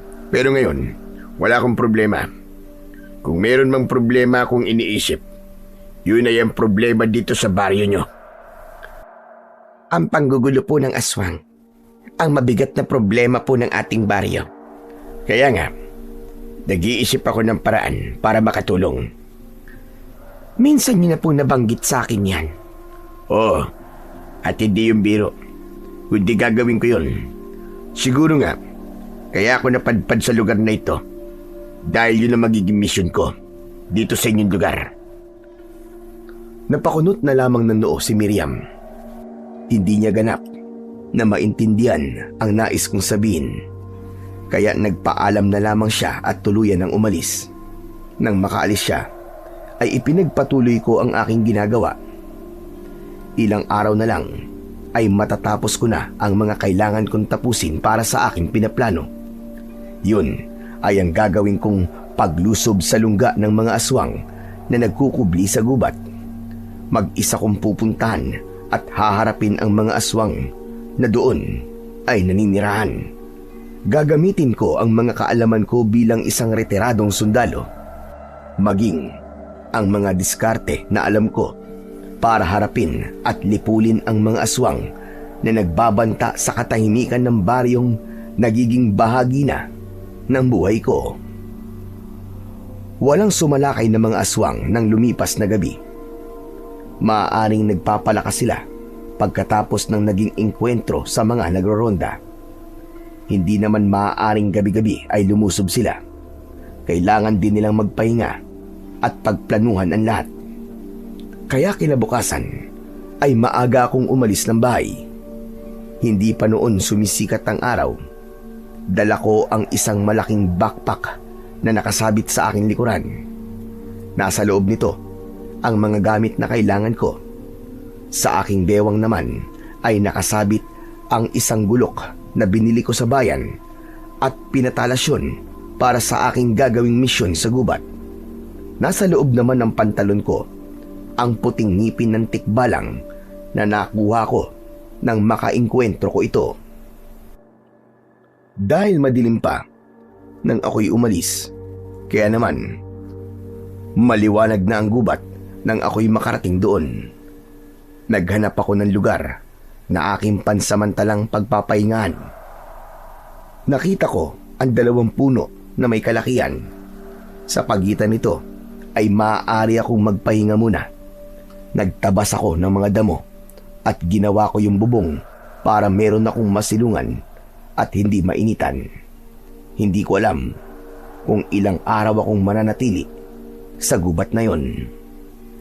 Hindi ko ipinagpaalam kay Miriam at Henaro ang ginawa kong pagtungo sa gubat. Kaya nang malaman nilang walang tao sa loob ng kubo ko, ay nag-alala sila. Wala ba sa bahay niya si Tsugardo? Oo, Henaro. Paulit-ulit akong tumawag pero walang sumasagot. Kaya nga binuksan ko na yung bahay. Ayun, wala namang tao. Aba, saan kaya nagpunta yun? Hindi ko rin alam. Wala naman siya sinabi sa akin kung may lakad siya. Ang mga gamit niya naroon ba? Oo, naroon ang mga gamit niya. Pero wala namang palatandaan na umalis siya. Kung nakita siya ng taga rito, ay tiyak sasabihin sa atin. Yun na nga eh. Hinaro, saan kaya nagpunta si Tsugardo? Bakit siya nawawala? Naku po, hindi kaya... Anong hindi kaya, Hinaro? Ituloy mo yung sinasabi mo. Pinakakaba mo naman ako eh. Hindi kaya... tinangay siya ng aswang? Imposible yon. Sinabi mo di ba matapang si Tsugardo? Hindi yung basta-basta papayag na kunin siya ng aswang. Eh paano? Kung may ginawa sa kanya ang aswang kaya nakuha siya. Ba't naman nila kukunin si Tsugardo? Anong kailangan sa kanya ng aswang? Abay malay mo. Gamitin nila, gawing pain. Ikaw, Hinaro, kung ano-ano sinasabi mo. Lalo mo lang akong pinakakabe. Pero nasan nga kaya si Tsugardo? Bakit siya umalis na hindi man lang nagpapaalam sa atin? Ay nako, ang matandang yon. Sa gubat na aking kinaroroonan ay hindi ko patiyak kung saan sa lugar na yon nagkukuta ang mga aswang. Kaya nagmatsyag ako at nakiramdam. Umakyat ako ng mataas na puno. Sa edad kong 60 ay kayang-kaya ko pang umakyat. Nang nasa taas na ako ng puno ay nakita ko ang malawak na gubat. Tila tama ang lugar na kinaroroonan ko. Dahil may natanaw akong usok, ibig sabihin ay merong naninirahan sa lugar na yon. Nanatili ako sa itaas ng puno para ipagpatuloy ang pagmamanman hanggang sa natanaw ko ang grupo ng ilang kalalakihan at kababaihan. Sa kanilang anyo ay mababakas ang kakaiba nilang kilos. Maging ang kanilang mga mata ay maitim ang paligid. Kaya mapapansing madilim ang kanilang mga muka. Kaya natitiyak kong sila ang mga naninirahan sa lugar na natanaw ko kung saan ay mayroong usok. Malakas ang kutob ko na sila ang mga aswang na sumasalakay sa aming baryo. Wari merong gagawing pagtitipon sa lugar ng mga aswang. Kaya kung meron silang gagawing pagtitipon ay tiyak na hindi mo na sila lilika ng kaguluhan sa baryo. Kaya tama lang ang pagkakataong yun dahil magagawa ko ang aking pinaplano. Yun ay ang lipulin ang mga kampon ng kadiliman upang hindi na sila makapaghasik pa ng lagim at kaguluhan. Ngayong pagbibilog ng buwan ay ihahanda natin ang ating handog para sa susunod na saling lahi ng ating lipi. Inihanda ng dambana para sa handog, Pinunong Barbaro. Tiyakin na makakasama natin lahat ng mga kauri natin para saksihan ang ating seremonyas. Oo, Pinuno, dahil alam kong espesyal ang sandaling yun. Pero bakit siya ang napili nyo? Kini-question mo ba ang desisyon ko?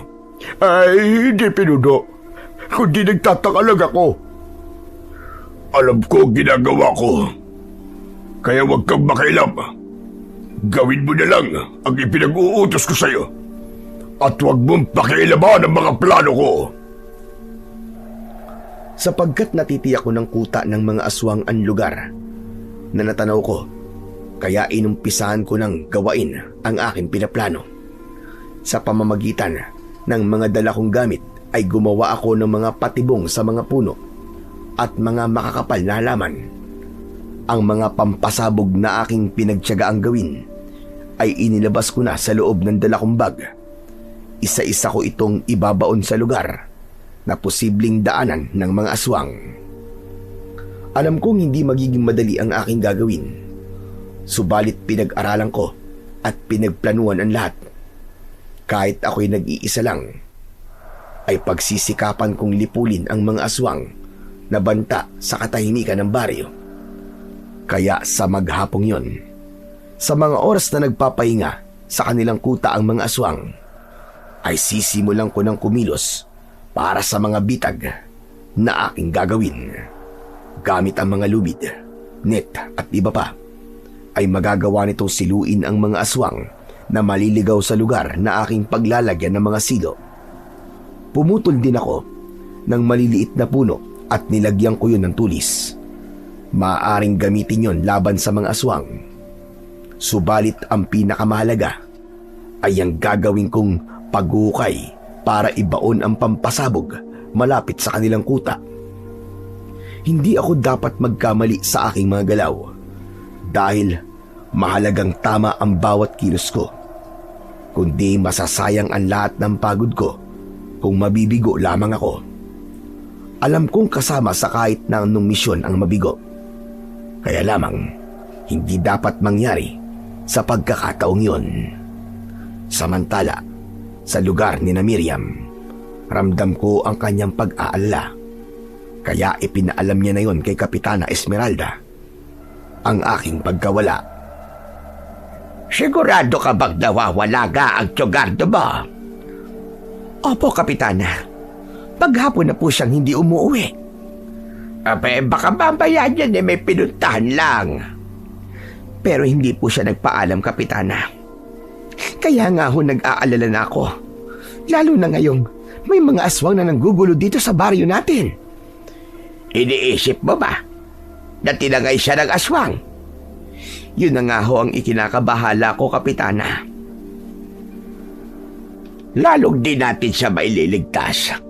Lalo na kayong natatakot na mga kalugar natin. Wala nang gustong sumama sa pagroronda. Paano na po ang tsugardo ko, Kapitana? Pero sana naman, mali ang nasa isip mo, Miriam. Isa pa, sabi mo nga ay isang veteranong sundalo ang tiyuhin mo. Kaya alam kong hindi ang kagaya niya ang basta-basta na lamang tatagayin ng aswang. May kutob akong may iba siyang pinagkakabalaan. Hindi siya tinagay ng aswang, gaya ng ikinakabahala mo. Sumapit na ang takip silim. Unti-unti nang kinain ng dilim ang kagubatang kinaroroonan ko. Hudyat na rin yun upang simulan ko na ang aking misyon. Mula sa puno na aking naging pahingan at kublihan ay narinig ko ang pagkakaingay ng mga instrumento na posibleng gagamitin nila sa isang seremonyas. Hindi ko alam kung ano at para saan ang kanilang seremonyas na gagawin. Bumaba na ako ng puno para simulan ang binuo kong plano. Kailangan kong makalapit sa pinakakuta ng mga aswang. Kapag nakita nila ako, tsak nagagawa sila ng paraan para ako'y tugisin. Kaya yun na ang pagkakataon ko para sumunod sila sa akin sa mga lugar ng patibong na aking ikinalat. May mga ilaw na sulo na nakapalibot sa kuta ng mga aswang. Yun ang nagsisilbing liwanag sa kanila. Naisip ko, mapakikinabangan ko ang mga sulo na yun sa aking pinaplano. May mga ingay akong narinig na tila umuungol ang mga aswang na naroon. Dahil madilim na ang buong kuta, kaya hinala ko. Nasa anyo na sila ng pagiging aswang. Kaya wala akong nakikitang tao. Sa pagkakataong yon, sinadya kong lumikha ng ingay upang makuha ang atensyon ng mga nilalang ng dilim na nagkakatipon sa loob ng kuta. Nakarinig ako ng ingay at naaamoy ko rin ang sariwan dugo ng tao. May nakasalisi at nakarating sa lugar natin. Kumilos kayo! Kailangan mahuli kung sino man siya. Hindi niya maaaring sirain ang ating seremonyas. Agad na kumilos ang mga aswang. Hinanap nila ang kinaroroonan ko. Nang mga sandaling yon nakahanda ako. Hindi ako nakakubli dahil sinadya akong lumantad sa lugar na makikita kagad nila ako. Kaya hindi ako nagkamali nang makita nila ako ay humabol ang mga aswang sa akin. Mabilis naman akong tumakbo. Sinadya akong magpahabol sa kanila. Iisang direksyon lang ang tinataha ko. Doon sa lugar na nilagyan ko ng mga patibong. At alam ko na sinusundan nila ako. Ang liwanag mula sa sikat ng buwan ay sapat para makita ko ang aking dinaraanan kahit makapal pa ang mga damo at maraming nakaharang na mga halaman. Tandang-tanda ko ang mga lugar kung saan ko ipinwesto ang mga patibong dahil na rin sa kapirasong tela na aking palatandaan. Kaya nang makita ko ang isang tela na nakatali sa isang halaman, ay umiwas ako doon. Saka nagtago ako sa isang kubling lugar. Nasa 100 metro ang layo ko sa aswang na humahabol sa akin. Kaya hindi nila napansin ang pagtatago ko Dahil na rin sa malalagong halaman, mula sa aking pinagtataguan ay narinig ko ang kanilang mga yabag at kaluskos. Malapit na. Malapit na sila. Saglit pa ay malakas na ungol at angin ng aswang ang aking narinig. Nasilo sila sa ginawa kong bitag. Gumapos sa kanilang katawan ng lubid. Kasunod, ang matutulis na kahoy na biglang umigkas at bumaon sa katawan ng mga aswang. Hindi makapaniwala ang mga aswang sa kanilang sinapit.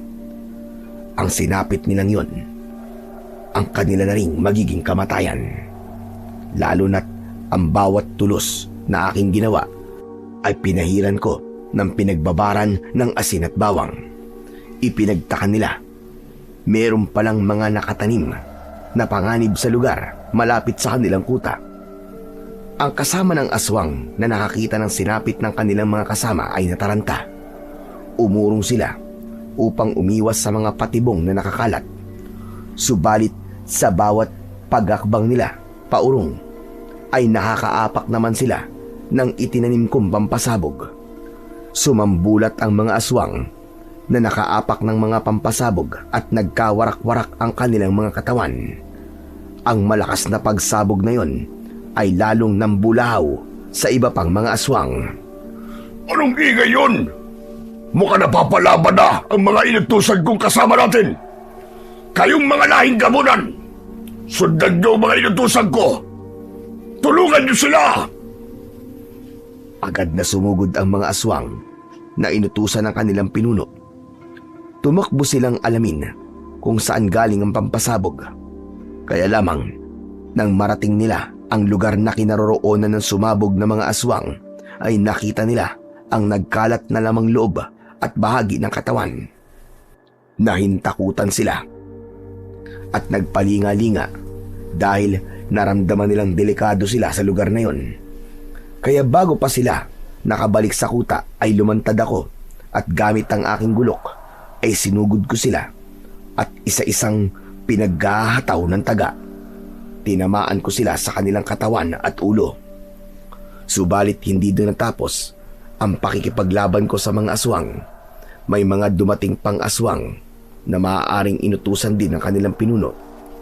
Kaya minsan pa'y gumana ang mga itinanim kong pampasabog at mga bitag na sumilo at pumatay sa kanila.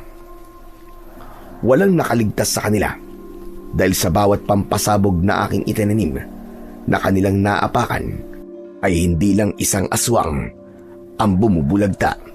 Saglit pa ay tumahimik ang lugar. Wala akong naramdamang mga aswang na paparating. Naisip ko, maaaring nag-iingat na sila o pinagbawalan ng kanilang pinuno na sumugod sa lugar kung saan may mga nakatanim na pampasabog. Mukhang naduduwag na sila. Pero hindi pa ako tapos sa kanila. Alam kong mayroon pang natitira sa kanilang kuta. Ang nais ko ay lipulin silang lahat. Kaya nagpasya akong lumapit na sa kanilang kuta, kung saan alam kong naroroon pa ang ibang mga aswang. Inayos ko ang mga dala kong gamit. Inihanda ko na rin ang ilang piraso ng bote na mayroong gasolina. Tiniyak ko na maayos pa ang mga mitya. Nakaayos yon sa loob ng backpack ko. Ilang piraso lang yon, kaya dapat sigurado ang bawat kilos ko. Nang makarating ako malapit sa kanilang kuta, ay nagkaroon ng katahimikan. Hindi ko alam kung natuloy ba ang kanilang seremonyas o ipinagpaliban muna dahil sa mga nangyari. Subalit ang mga sulo ay naroon pa rin. Yun ang tumatanglaw sa kanila. Humanap ako ng mainam na lugar para simulan ang aking plano. Mula sa bag na aking dala ay inilabas ko ang 4 na bote na may lamang gasolina at kinuha ko sa bulsa ko ang lighter. Sinindihan ko ang mitya, saka inihagis papunta sa loob ng kuta ng mga aswang. Agad kong narinig ang pagsabog ng ibato ko ito. Kasunod ay ang sigawan ng mga nilalang na naroroon na totoong nataranta sa biglang pagsiklab ng apoy. Lumipat ako ng lugar at ganun din ang aking ginawa. Sinindihan ng mitya ng boteng may gasolina at inihagis yun. 4 na ulit akong nagpalipat-lipat ng lugar dahil ang plano ko'y paikot ang gagawin kong pagsunog sa kuta ng mga aswang. Nakita kong nagsimula ng maglagablab ang ibang bahagi ng kanilang kuta. Napangiti ako dahil alam kong ganap na silang malilipol. Matatapos na ang kasamaan ng mga aswang. Dapat sa mga kagaya nyo ay ubusin at sunugin. Habang nagbubunyi ang aking kalooban dahil sa pangyayaring yon, ay nagulat ako at hindi makapaniwala sa aking narinig. Dahil nakarinig ako ng palahaw ng isang bata, umiiyak at humihingi ng tulong. Bata? May bata sa loob ng kuta ng mga aswang. Anak ba yun ng aswang? Pero kahit na anak pa siya, hindi pa rin siya isang bata. Humanap ako ng lugar na maaari kong pasukan. Nang makita ko ang isang bukas na tarangkahan, ay nagmamadali akong pumasok. May mga aswang na nagtatakbuhan dahil nasusunog ang kanilang katawan. Iginala ko ang aking mga mata at ang tenga ay nakatuon sa lugar kung saan naririnig ko ang palahaw ng isang bata na humihingi ng saklolo. Tulong! Tulungan niyo ako! Alisin niyo ako rito! Tulungan niyo ako!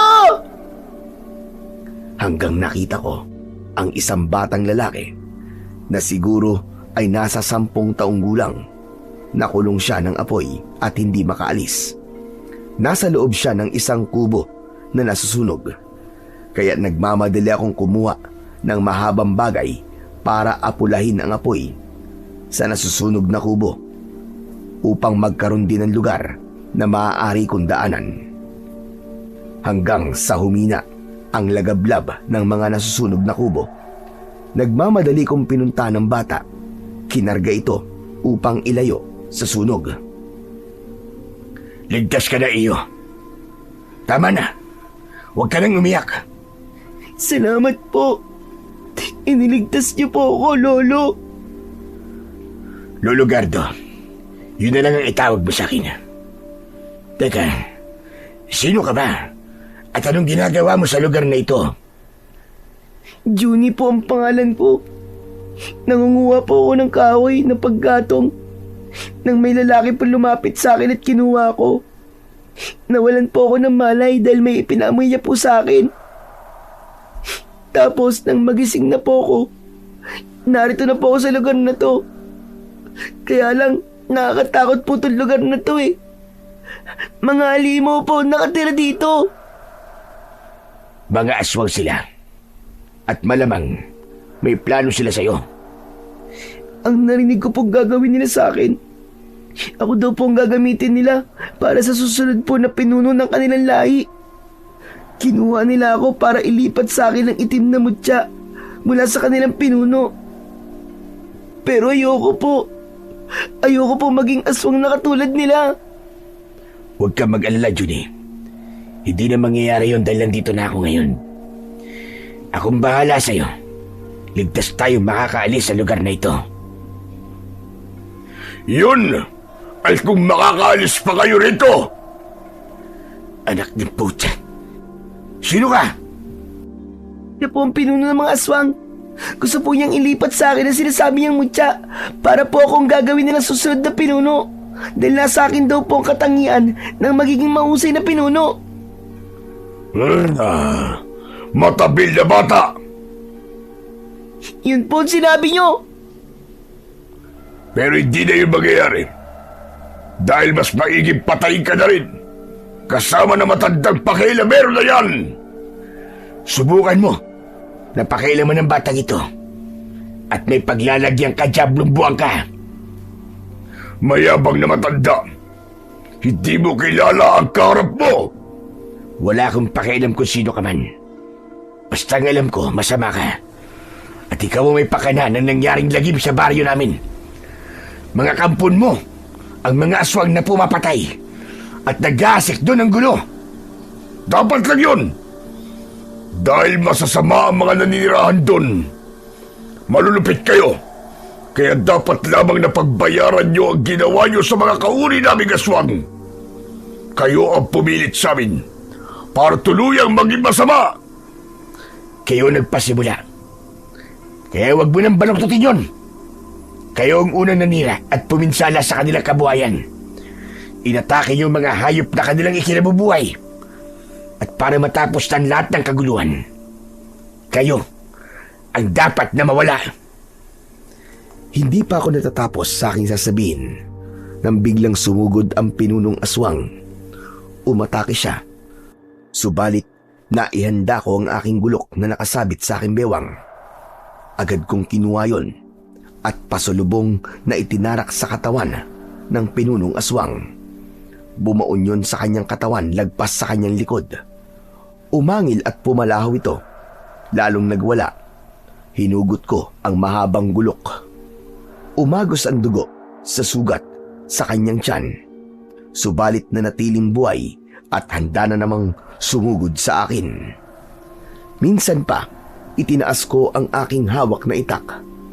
Nakahanda ako sa muli niyang pagsalakay, kaya lamang sa halip na sa akin lumapit ay biglang bumaling sa kinaroroonan ng batang si Juni.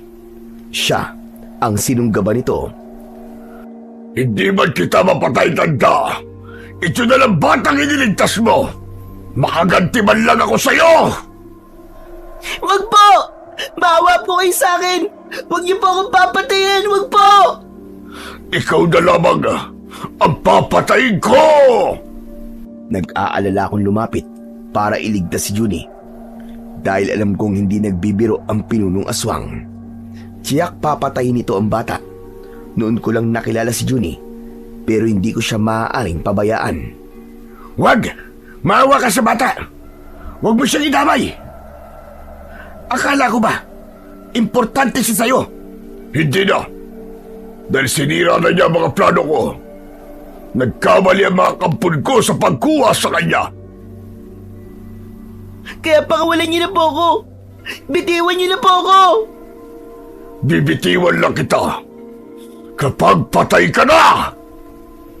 Nagpupumiglas ang bata para makawala sa pagkakahawak ng aswang. Dahil sa pagpupumiglas nito, ay may lumabas na kwintas mula sa loob ng kanyang suot na t-shirt. Kakaiba ang kwintas na yon. Ang palawit nito ay isang tila butil ng perlas.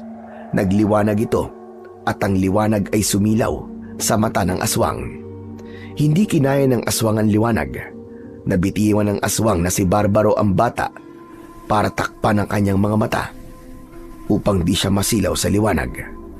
Sinamantala ko naman ang pagkakataon na yon upang minsan pa'y itarak sa katawan ng pinunong aswang ang hawak kong mahaba at matalas na itak. Paulit-ulit kong isinaksak yon sa kahinayaang nakabaon. Lalong pumalaw at umatungal ang nasasaktang aswang. Saglit pa ay unti-unting nanghina at bumulagta ng walang buhay sa lupa. Nagawa kong talunin ang pinuno ng aswang. Alam kong malaking tulong sa akin ang tangan ko na puting ngipin ng tikbalang para maging mas malakas ako. Nagmamadali kong pinuntahan si Juni na nanginginig pa rin sa takot. Niyakap ko ang bata at pinakalma. Tama na. Huwag ka nang umiyak.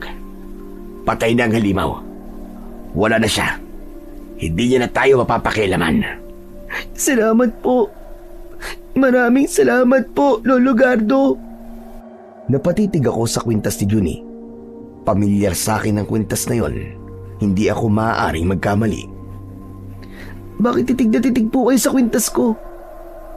Hindi ko po alam na may power po pala ang kwintas ko na to. Lagi lang po kasi itong nakatago sa t-shirt ko eh. Siguro po kung nakalabas to, baka hindi na po ako nabiyag ng mga aswang at hindi po ako nadala rito. Saan ba galing ang kwintas mo na yan, Juni? Bigay po to sa akin ng namatay kong nanay. Sabi po ng nanay ko, pinamana raw po to sa kanya ng nanay niya. Ng lola ko po. Anong pangalan ng lola mo? Lola Soledad po. Soledad Santo Cristo. Pagkarinig ko ng pangalan na yon na binanggit ni Juni, napayakap ako ng maigpit sa bata. Kasabay, ang pagdaloy ng alaala tungkol kay Soledad Santo Cristo. Ang nag-iisang babaeng minahal ko, hindi ko siya nabalikan dahil sa palipat-lipat kong destino. Ang kwintas na suot ni Juni, ang tanging alaala ko sa kanya, nakatunayan ng aking pagmamahal upang balikan siya. Kwintas yun na may mutya ng buhay na bato. Bago kami nagkalayo ni Soledad, ay nasabi niyang nagdadalang tao siya. Kaya ngayon, hindi ko na kailangang alamin pa. Ramdam ko at sa lukso ng dugo, ang batang kasama at yakap ko ngayon ay aking apo dahil anak siya ng anak namin ni Soledad. Bakit niyo po ako niyayakap, Lolo? Natutuwa lang ako sa iyo, Juni. Gusto mo na bang bumalik sa inyo? Wala na po akong babalikan. Ulila na po ako. Nag-iisa lang ako. Kaya sumama ka na lang sa akin. Gusto mo ba akong maging lolo? Opo, gustong gusto ko po, Lolo Gardo. Kasi po mabait po kayo. At iniligtas niyo po ang buhay ko. Tapos na at nalipol na ang mga aswang. Kasama ko nang bumaba ng gubat si Juni, ang aking apo. Saka ko nalang sasabihin sa kanya ang katotohanan at ang buong kwento. Ikinagulat naman ni na Miriam at Hinaro nang ako'y makita. Pero masaya sila dahil buhay pa ako. Maraming tanong sa kanilang mga mata. Lahat ng yon ay isa-isa kong sasagutin at ipapaliwanag sa kanila kapag katapos kong magpahinga. Wala na. Ubus na ang mga aswang. Magiging payapa na uli ang baryo na ito. Kung dumarating man ang mga hindi pangkaraniwang pangyayari na nakakapinsala ng ating buhay at pamumuhay, maging positibo lang tayo na laging maglalaan ang tadhana ng taong tutulong sa atin dahil hindi pahihintulutan ng may kapal na mamalagi ang kadiliman, kundi gagawa siya ng paraan upang tayo'y tulungan para maghari ang katahimikan at kapayapaan.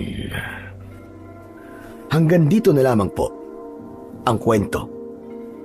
At maraming salamat po sa walang sawa niyong pakikinig at pagsuporta sa aking mga YouTube channel na The Voice Addict at mga kwento ni Apong Isaac.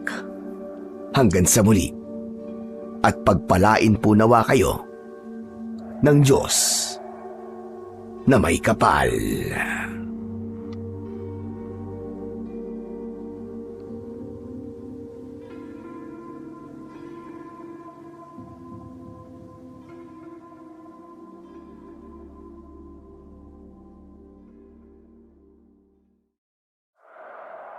Magandang araw po sa inyo, Sir Blair. Lalong-lalo na po